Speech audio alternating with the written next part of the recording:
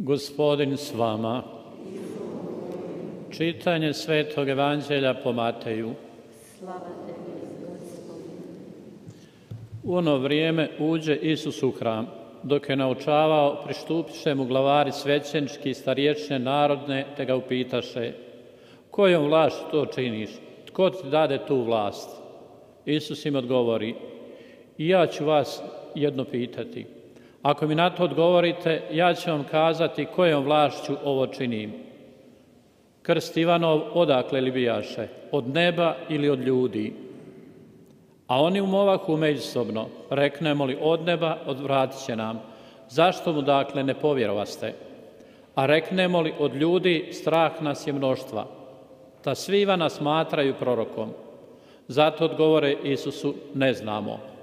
A on njima reče: ni ja vama neću kazati kojom vlašću ovo činim. Riječ Gospodnja. Slava tebi, Kriste.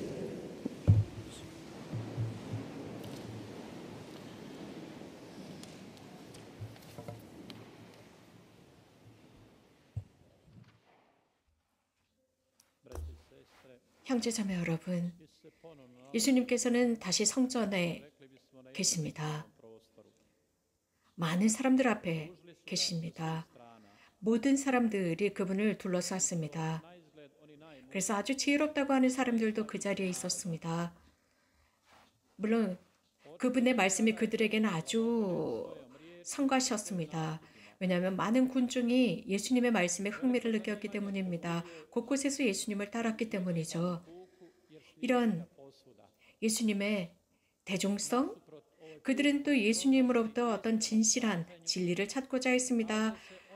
단순한 진리뿐만 아니라 또 어떤 사람들은 예수님의 말씀을 들으면서 어떤 위선을 찾아내려고 했습니다. 그들은 예수님의 말씀을 진실로 받아들이지 않고 아주 이기적으로 받아들였고, 그 말씀 속에서 자신의 개인적인 어떤 이익이나 사회적인 위치를 찾으려고 했습니다. 바리사이나 대사제들이나 율법학자들 등등이라고 할 수 있습니다. 그들은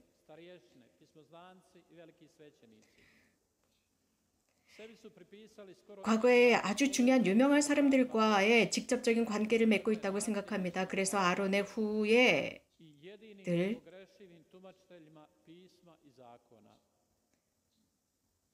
그래서 그들만이 율법, 성서 말씀을 해설할 수 있다고 생각했습니다. 그들은 여러 많은 율법에 관해서 해설했고 그것을 시행했던 사람들이었습니다. 그래서 군중을 자신들이 조절할 수 있다고 생각했습니다. 아주 단순한 방법으로 말입니다. 그들이 염려하고 있었던 것은 하나입니다. 자신의 위치들, 어떤 누구든 건들지 못하는 사회적인 지위를 유지하는 것이었습니다. 단순한 사람은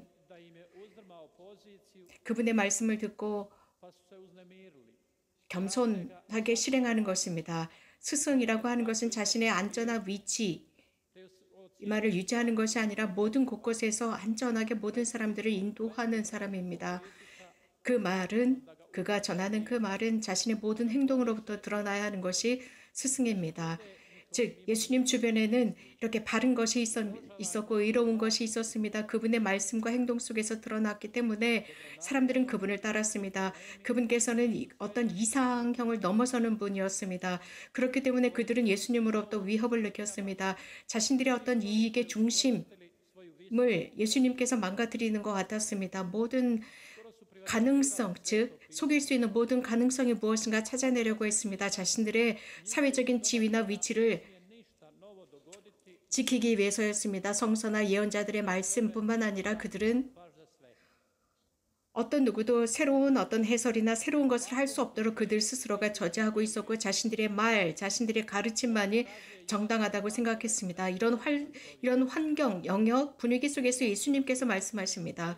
예수님은 분명한 표징을 드러내십니다. 당신은 단순한 사람이 아니라는 것을 드러내십니다. 그렇기 때문에 군중이 그분을 따랐습니다. 그분께서는 사람들과 아주 쉽게 친교를 이루셨고 그들과 함께 계셨고 그들 속에 계셨습니다. 그들에게 생명의 말씀을 제공하셨습니다. 그 말씀이 그들의 상처를 치유했고 그들의 불안을 편안하게 했고 영적이고 육체적인 아픔들을 치유했습니다. 또한 예수님께서는 그들에게 자주 해결책을 제시하곤 하셨습니다. 광야에서 빵의 기적을 행하셨고 사람들에게 먹을 것을 주셨고 그들은 지쳤습니다. 굶고 있는 상태에서 그분께서 음식을 주시게 됩니다. 그래서 목자 없는 양들과 같다면서 연민의 정을 느끼신 분이셨습니다. 그래서 그분은 스승이라고 생각했습니다. 그래서 이 스승께서는 절대로 잘못된 일을 하지 않는다고 군중은 믿고 있었습니다.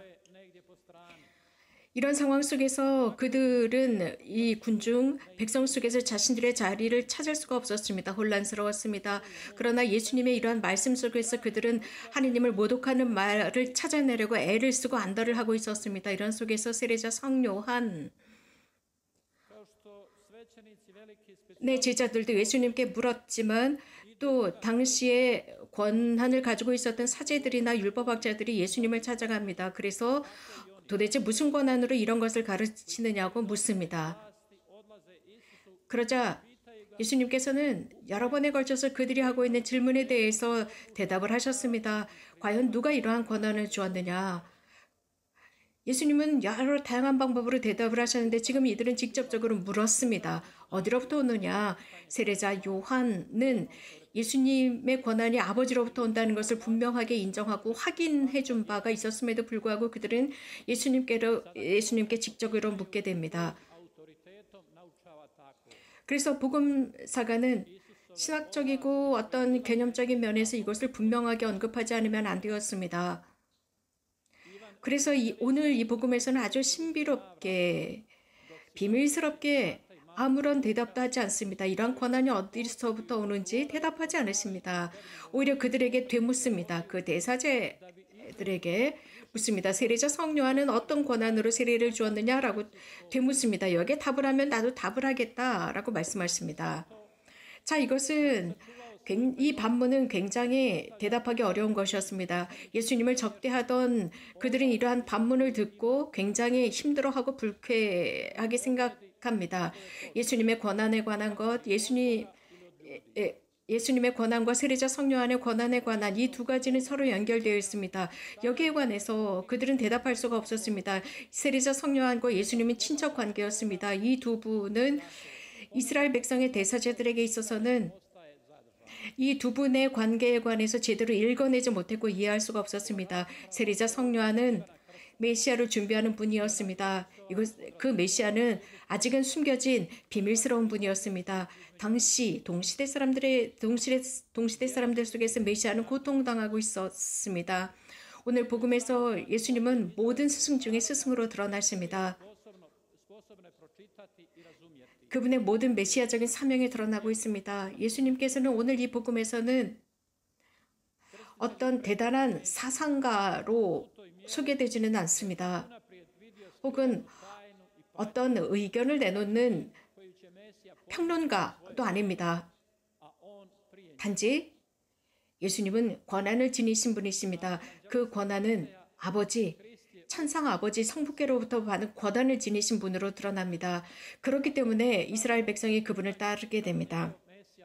예수님은 당신의 활동을 왕직이라고 말씀하셨습니다. 그러나 바리사이들은 이러한 것이 아주 불쾌했습니다. 인정하지 않습니다. 그렇기 때문에 그들은 예수님의 사명이 불법이다, 법을 위법이다라고 생각합니다.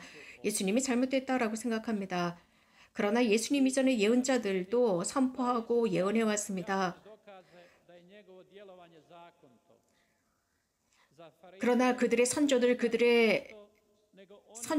조상들은 그들의 삶에서 드러나지 못했습니다. 예수님께서는 성전에서 그들을 가르쳤지만 그들은 백성을 위한 봉사를 하지 못했습니다. 그래도 예수님께서는 그들의 눈을 뜨게 해주고자 했지만 예수님께서는 그들이 눈먼 생활을 하고 있었기 때문에 그들의 무지 때문에 고통스러워했습니다. 그러나 백성은 세례자 요한을 예언자로 알고 있었고 모든 예언자들 중에 예언자로 인정했습니다. 그래서 요르단강에서 세례자 요한을 따라갔고 세례를 받았고 또 삶과 마음의 회개라는 설교를 그들은 경청했습니다. 이러한 군중이 세례자 요한을 따랐고 또 그들은 예수님을 메시아로 인식하고 있었습니다. 이것은 성부께서 그대로 인정하셨습니다. 이러한 모든 것이 그들에게는 매우 혼란스러웠고 모호했습니다. 백성의 지도자들은 눈이 먼 상태였습니다. 무지했습니다. 하느님 편에 서 있지 못했기 때문입니다. 그들에게 있어서 진리는 중요하지 않았습니다. 단지 자신들의 사회적인 지위를 유지하는 것만 중요했습니다. 예수님께서는 세리자 성요한의 세례는 어디로부터 오느냐라고 물었습니다. 그들이 철학적인 지식을 가지고 있었고 그들이 대단한 설교나 연설을 할 수 있었지만 그들은 자신들이 예수님께 했었던 그 질문에 함정에 빠져버립니다. 그들은 예수님께 대답할 수가 없었습니다. 그 대답은 분명하고 확고한 대답이었기 때문에 그 답을 할 수가 없었습니다. 자칫 잘못하면 자신들은 함정에 빠지기 때문입니다. 그들은 사실 진리를 몰랐습니다. 단지 예수님께 질문했던 이유는 예수님을 함정에 빠뜨리고 단죄하기 위해서였습니다. 예수님은 그들의 고집스러움을 보셨습니다. 그들의 악함을 보셨습니다. 악의를 보셨습니다. 그렇기 때문에 예수님께서는 그들이 대답하지 않기 때문에 나도 대답하지 않겠다. 모르겠소 라고 대답하십니다. 즉 내가 무슨 권한으로 이런 일을 하는지 너희에게 말하지 않겠다라고 엄격하게 말씀하십니다. 현대인, 현대 신자에게는 여러 많은 공개적인 의문들이 있습니다. 그리스도교 신자들,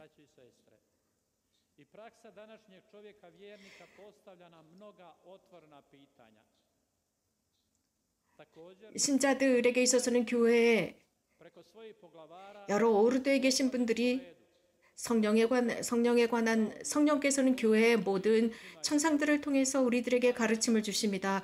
인간적인 말입니다. 인간적인 표현으로 우리들을 가르치지만 성령의 감도를 통해서 우리들에게 가르치고 있습니다. 그들은 카리스마가 있습니다. 성령의 은총을 통해서 우리들을 가르칩니다.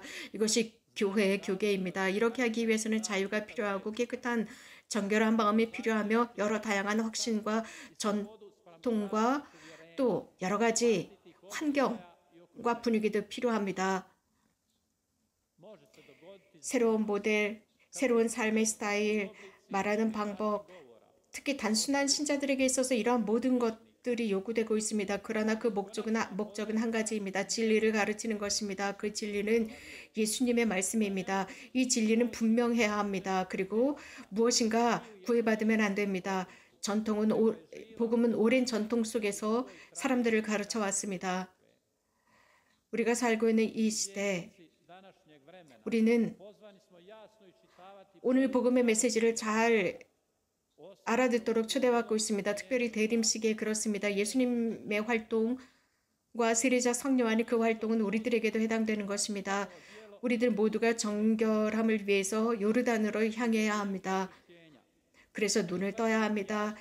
세례자 요한이 입었던 그 회개의 옷을 입고 그리스도를 만나러 갑니다. 세례자 요한이 선포하는 그것을 경청해야 합니다. 모든 그리스도교에서는